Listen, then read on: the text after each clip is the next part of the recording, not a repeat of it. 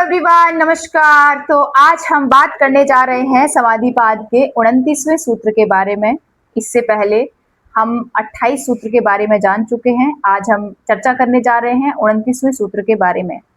29वें सूत्र के बारे में जानने से पहले हम ये समझ लेते हैं कि पतंजलि जी आगे इस सूत्र में क्या कहने जा रहे हैं। पतंजलि जी कहते हैं कि अब ईश्वर के नाम जप और स्वरूप चिंतन के फल का वर्णन करते हैं। यानी कि इससे पहले हमने ये समझा कि ईश्वर का नाम यानी कि वाचक क्या है, जो कि ओमकार था, ओम है, ठीक है। फिर हमने वो जो नाम है उसके प्रयोग की विधि 28वें सूत्र में समझी हमने, ठीक है।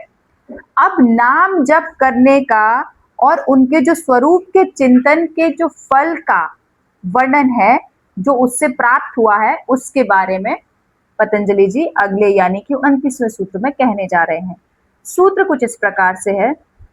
ततः प्रत्येक चेतनाधिगमो अपि अंतराय भाश्च। ततः प्रत्येक चेतनाधिगमो अपि अंतराय भाश्च।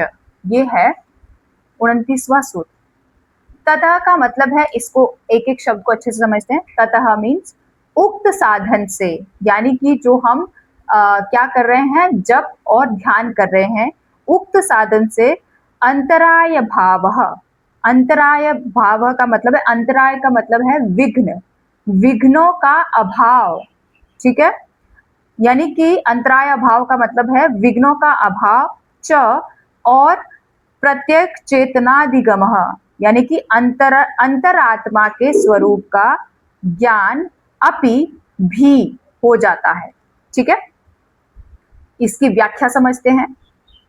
पतंजलि जी कहते हैं अगले दो सूत्रों में यानी कि आने वाले दो सूत्रों में जिन विघ्नों का वर्णन विस्तार पूर्वक किया गया है, ईश्वर के भजन स्मरण से उनका अपने आप नाश हो जाता है और अंतरात्मा के स्वरूप का ज्ञान होकर कैवल्य अवस्था भी उपलब्ध हो जाती है।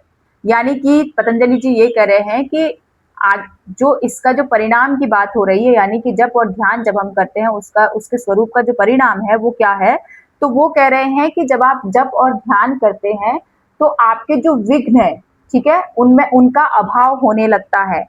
तो विघ्नों का अभाव होने लगता है। अब पतंजलि जी ये भी कह रहे हैं, इस सूत्र में ये भी कहा गया है, वो जो विघ्न है उनका वर्णन आगे के सूत्रों में बताया गया है कि वो कौन कौन से विघ्न है।